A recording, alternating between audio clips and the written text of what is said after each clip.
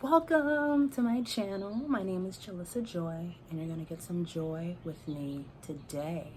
This is my segment called Say Sumn, because I have something to say, and it's always going to be about important topics, things that are maybe they need a little bit more time, a little bit more energy, a little bit more care.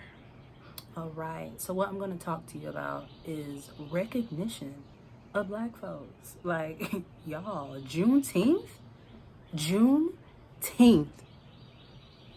it was everywhere. Like, I'd never seen anything like this in my entire life. Like, ABC had a special on Juneteenth, and they went in depth and they talked about it. Like, people see us, like Black people, like the world, like y'all seeing us.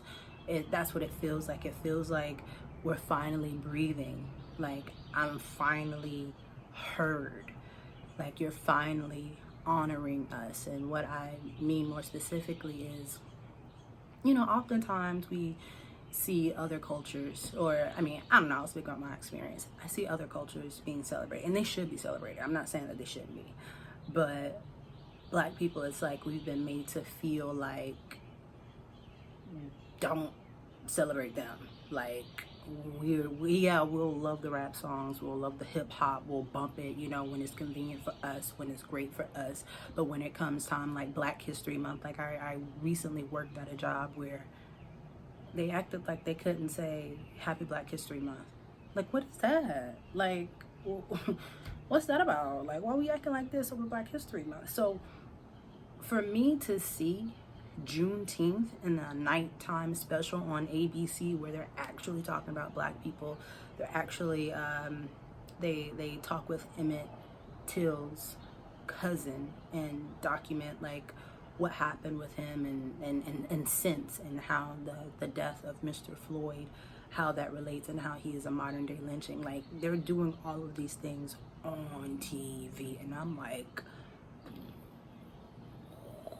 whoa, okay, this is just amazing. So I'm just honored that Juneteenth 2020 happened in the way that it did. I'm happy that we're finally getting the recognition that we deserve.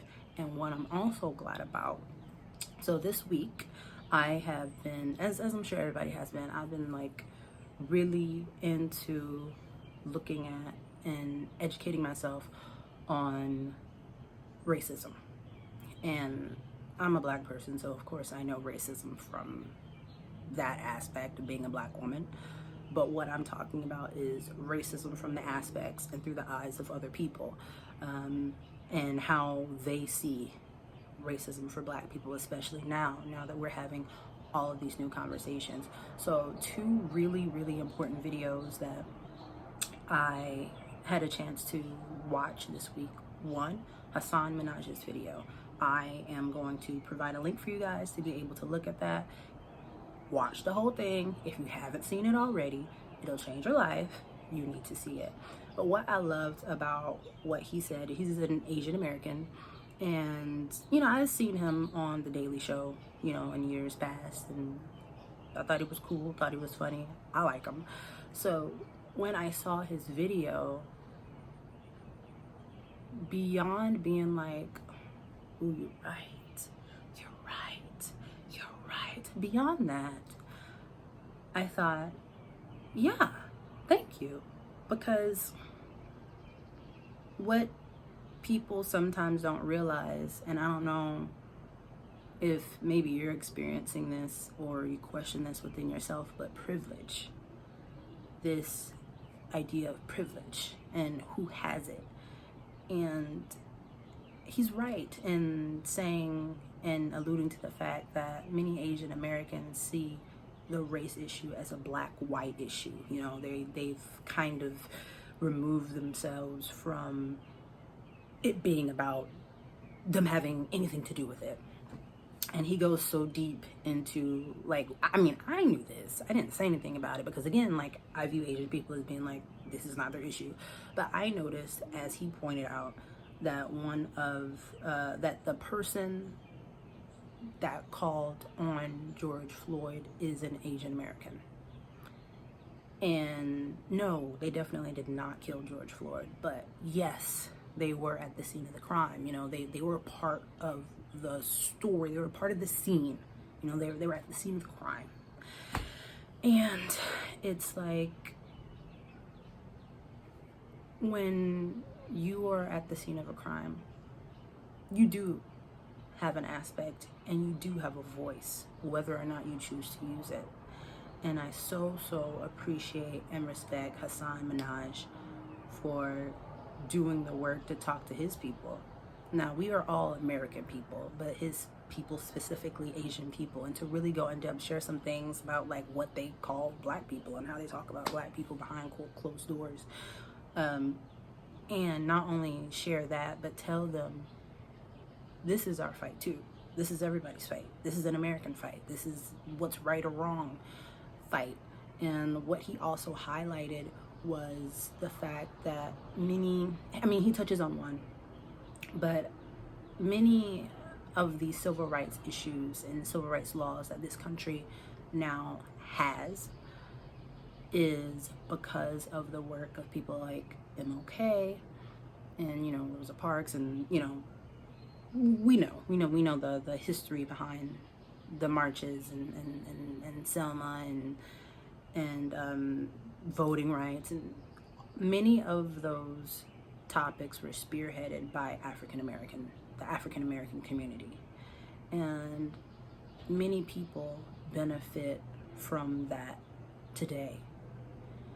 And when he said that, it was like a light bulb went off in my head, because it's like, yeah, that is true. But whenever we need help, where you at? Like, it's not your problem, but you know, you're willing to take this help, but at the same time, you're not willing to speak up, to put yourself in that place when we need help. So I appreciate Hasan Minhaj for doing that, and it opened my eyes.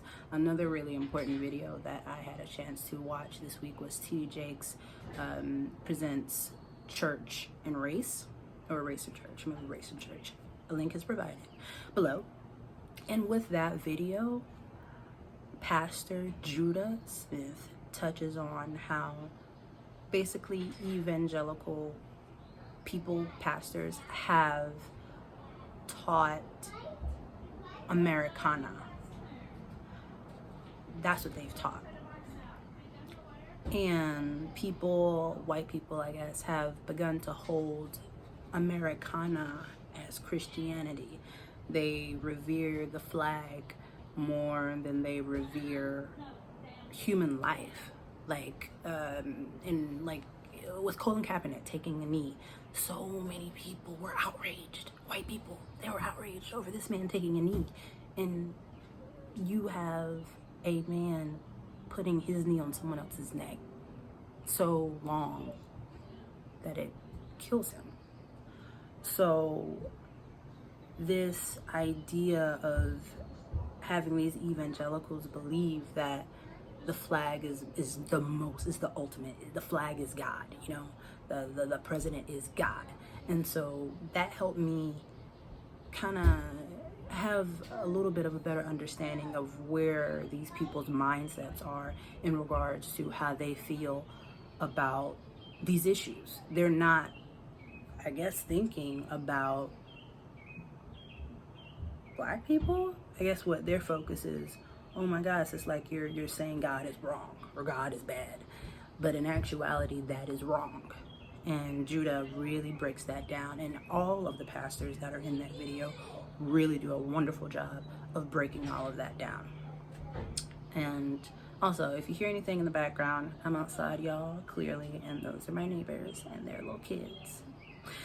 So what I want to specifically really get into is the idea of protest and what I feel like protest is.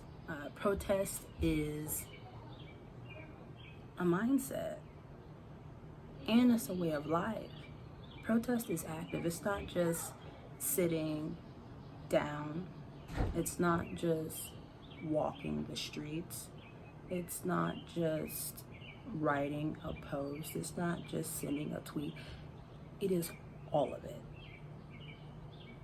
right now, we are all in a situation where we are going to have to actively protest nonstop to make sure that the momentum keeps going and that everybody gets what they deserve. Black people, we want equality. That is what we want. We want our just desserts. We want to be treated the same way. We want to feel safe. And we have to make sure that we stay focused. And that is going to take some really, really hard work from all of us. And it's going to take us having even more of these conversations. And not just us having these conversations, because the thing about racism is, this, I think other cultures thought it was a white and black thing, but I also think with white people, they also thought it was a black thing. Like, oh, that's what they're going through. Like, they think we racist. They think that we are. No, some skills you are, but it's all right. It's all right. God loves everybody. We're all on a journey. So with white people not having these conversations, it was only making the situation worse. Now, I'm not a part of white only conversations because I'm black. But I have a feeling and a sense that those conversations are now happening between white people and their white friends. And I love it, because that's what we need to happen. We need more of it. We got to keep going. We got to keep fighting. We have to keep making everyone aware. For Juneteenth, what was really laying on my heart really heavily was the really insensitive tweets of Trump, when he said, when the looting starts, the shooting starts. And I wanted to figure out how I could make that active and turn it into something positive. And instead of being just simply offended by it, like, what could I do? And so yesterday I came up with this quote. All of this is in my blog. I'll give you a link. That when the wising starts, the rising starts. And wising simply means to become aware of something. And I think that is the epitome of what's happening right now. The knowledge, the conversation, the sharing, we are all wising up and gaining wisdom in regards to this situation and using it in other situations so that we can do better and that we can rise as a people, because that's ultimately what this is all about. Like, we're, as a black person, I am not about protesting and using my voice to be better. No, I am using my voice to be treated equally, and so that my children's children and everyone else can be treated equally, not to be treated better, because quite frankly, I'm not better than anyone else, and no one else is better than me. So I just want to call everyone to do what they can, use their voice, and help us all in any way that we can. And just be happy, black people. Like, we're black. Like, baby, you black. Like, be happy. Like, I'm happy. I might go through some struggles and whatnot every now and again because I'm black. But I wouldn't trade it for the world. Not that anybody else should trade what they are, but just for me. So that's what I have to say about that. I do want to let you guys know to stay tuned. Even though this is my first video in my segment called Say Something, there is going to be much more from me. I'm going to keep it consistent. This is Jalissa Joy.